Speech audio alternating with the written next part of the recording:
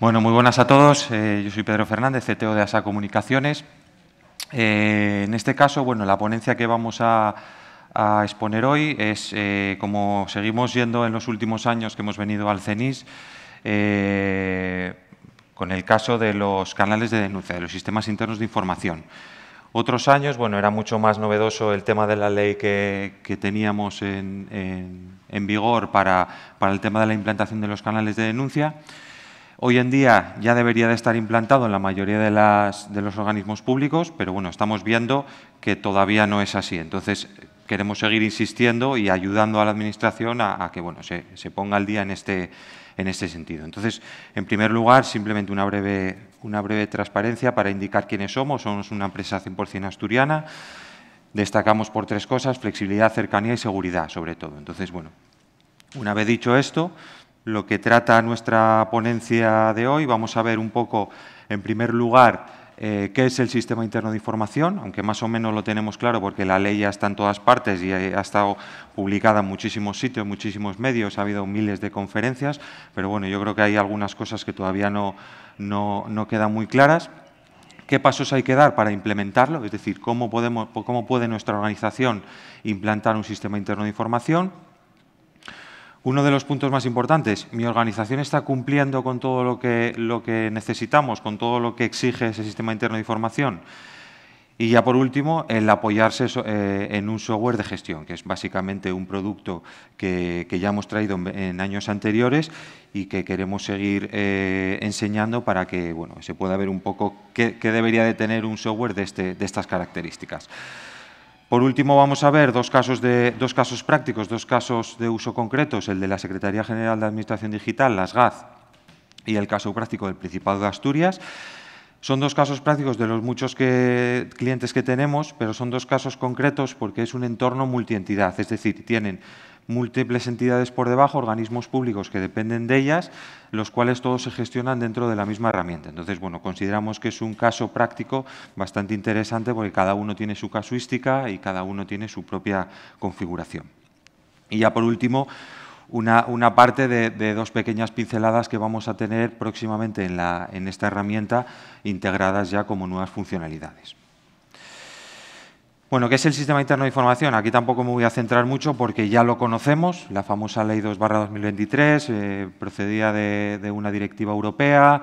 La legislación española se adaptó en esa ley que comentamos y básicamente destacan, se puede resumir en 10 puntos. Bueno, pues esos que tenemos ahí: comunicación, la posibilidad de comunicar infracciones, lógicamente, es el objetivo número 1. Que sea un medio seguro, confidencial y demás. Que nos permita presentar verbal o escrito, o sea, facilitar al informante que pueda comunicarnos cualquier tipo de infracción que detecte nuestra organización. Integrar los diferentes canales de información que podamos tener. Un punto muy importante: que se gestione de manera efectiva, es decir, que tengamos un procedimiento por detrás que nos asegure que vamos a seguir siempre los pasos que tenemos que seguir para resolver esa comunicación. Ser independiente, aparecer diferenciado. Y 4 puntos ya importantes respecto a lo que es el proceso: contar con un responsable del sistema de información, que lo vamos a ver posteriormente, contar con una política y una estrategia y contar con un procedimiento de gestión aprobado por el órgano de administración de nuestra entidad. Y ya por último, y muy importante, siempre, en todo momento, garantizar la protección al informante. Tema de la anonimización, tema de la protección de datos, ese tipo de información que para la ley es muy importante. Dicho todo esto,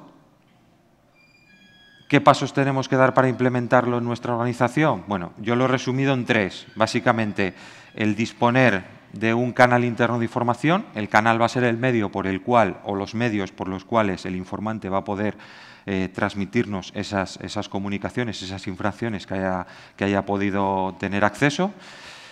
Disponer de un responsable del sistema de información y disponer de un procedimiento de gestión. En lo que respecta al canal interno de información, lo que nos va a permitir básicamente es el presentar la manera de cómo los denunciantes van a poder mandarnos esas comunicaciones. Se debe de integrar todos los sistemas, todos los canales de información en uno mismo, porque la ley dice que debe ser el cauce principal de todos los sistemas que tenemos internos de información, y permitirá pasar información tanto por escrito como verbalmente, ¿vale? Además de todo esto, además de nuestro sistema interno de información, el informante o el denunciante tiene que tener claro que existen canales externos de información, que también tenemos nosotros que publicitarlos, ¿vale? El segundo punto sería el nombrar a un responsable del sistema de información. El responsable del sistema de información es la persona física, que es el responsable de la gestión de las comunicaciones que entran en nuestro sistema interno de información. Es nombrado, destituido y cesado por el órgano de administración de cada entidad y se debe informar a la autoridad independiente, que es la encargada de gestionar todo el tema de los sistemas internos de información de las organizaciones. Puede ser, como comentábamos antes, puede ser una persona con nombres y apellidos o bien un órgano colegiado. En el caso de que sea un órgano colegiado, debe delegar la gestión a uno de sus miembros, ¿vale? Y, lógicamente, tiene que ser un perfil profesional que sea totalmente independiente y que cuente, que la entidad le ponga todos los medios personales y humanos necesarios para gestionar esas denuncias de una manera efectiva.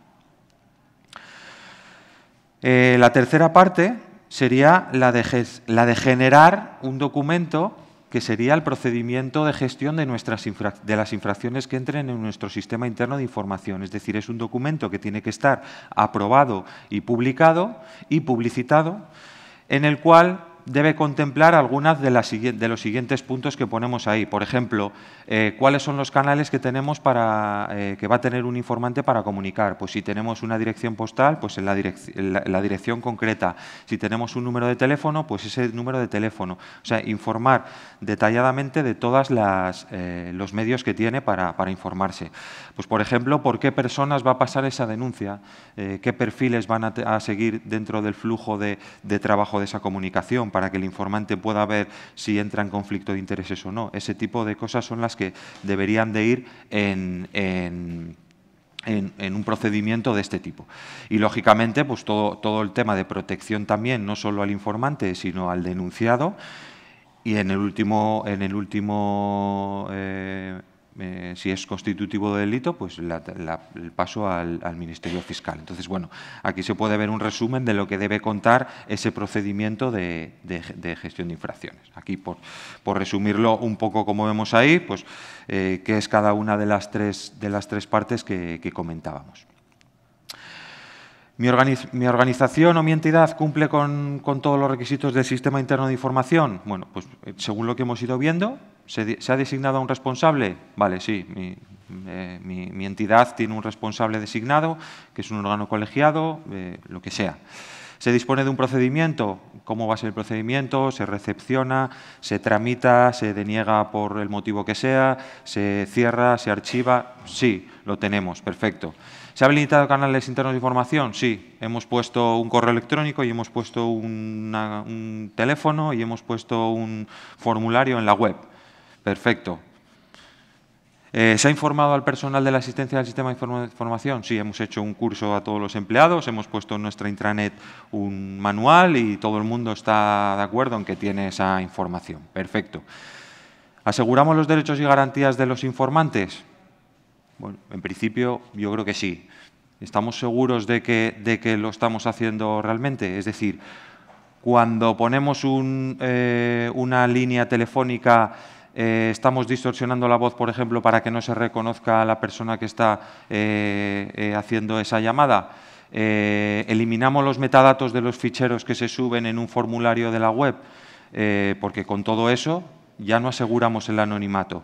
Entonces ya empezamos a dudar de si realmente tenemos o no asegurado esa anonimización.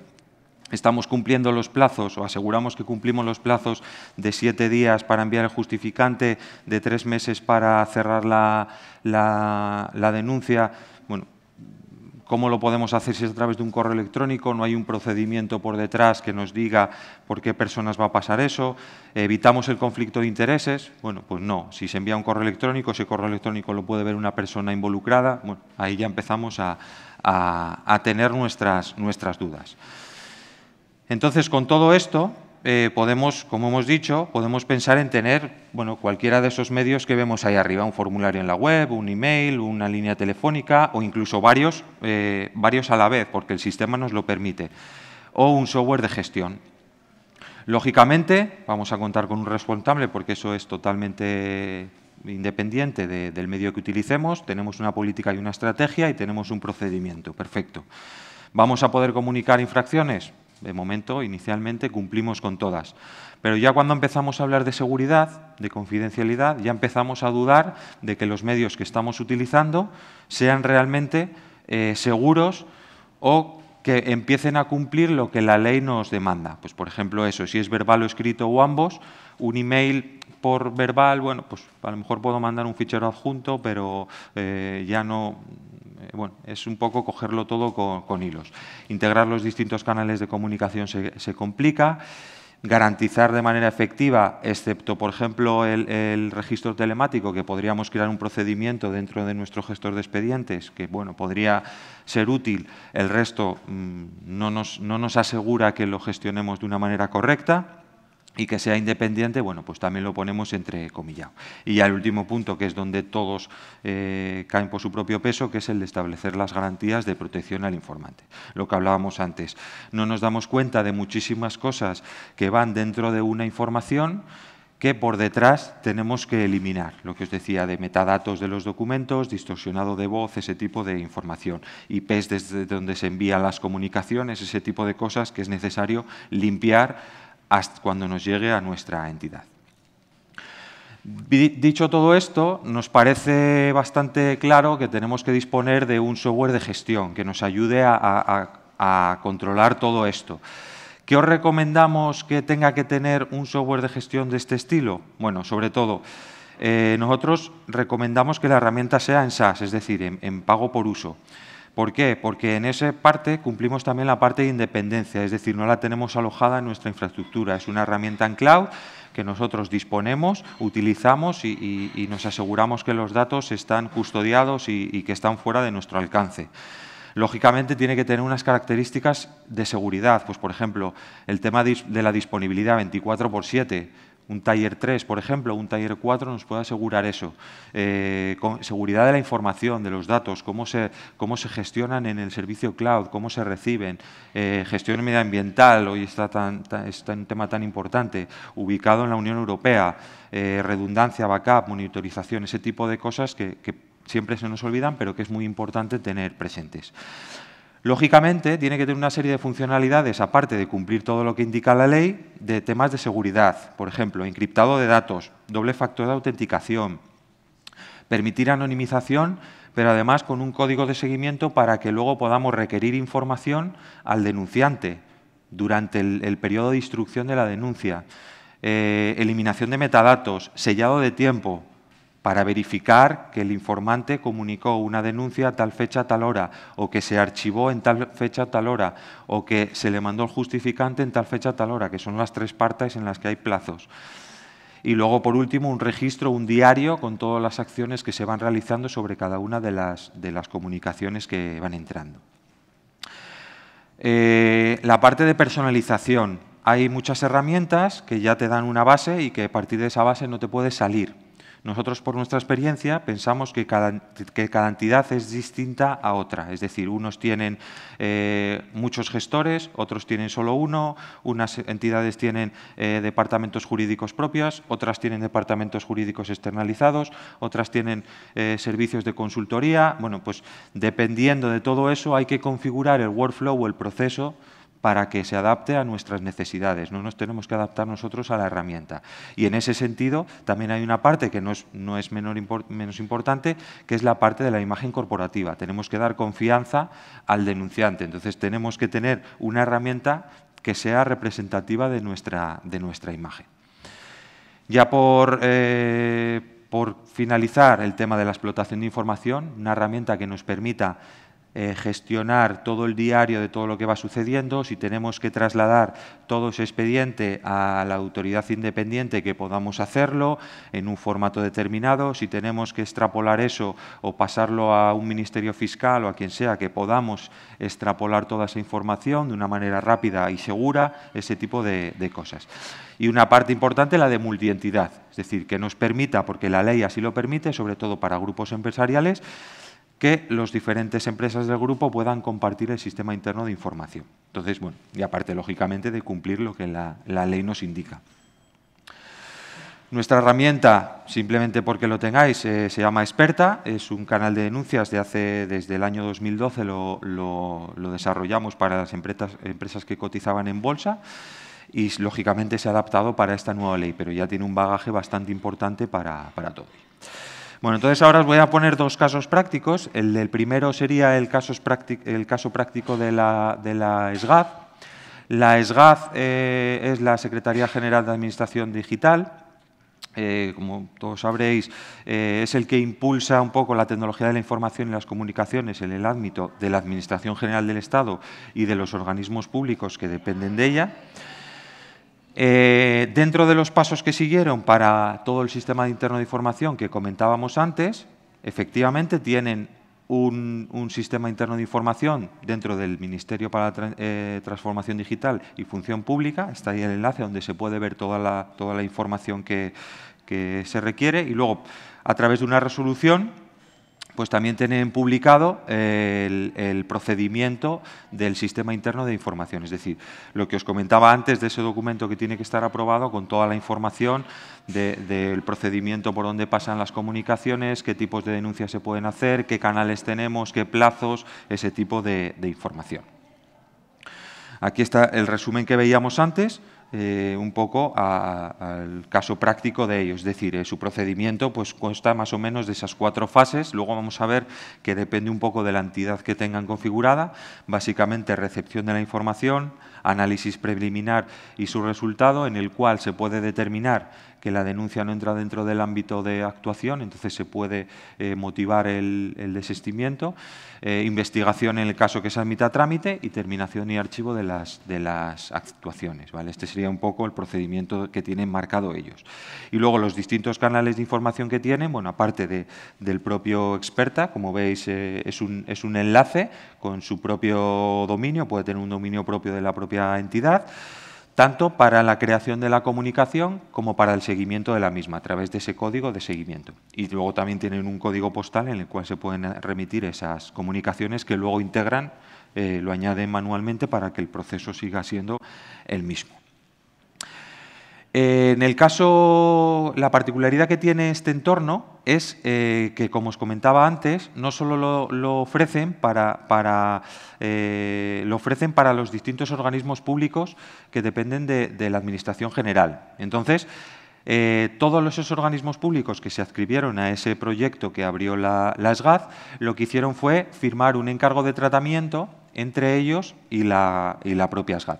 Y la SGAD, a su vez, firma con nosotros como la empresa contratante del software de gestión, alojado en nuestra nube, firma un subencargo de tratamiento con nosotros, ¿vale? Entonces, eso es el primer trámite que las entidades tienen que tener en cuenta.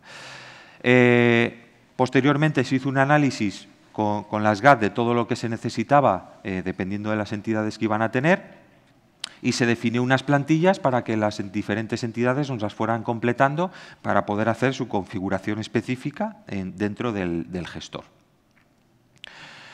Y ya por último, por cada una de ellas se creó su instancia para que ya pudieran empezar a trabajar con la propia herramienta a modo de pruebas hasta que se pusiera en producción.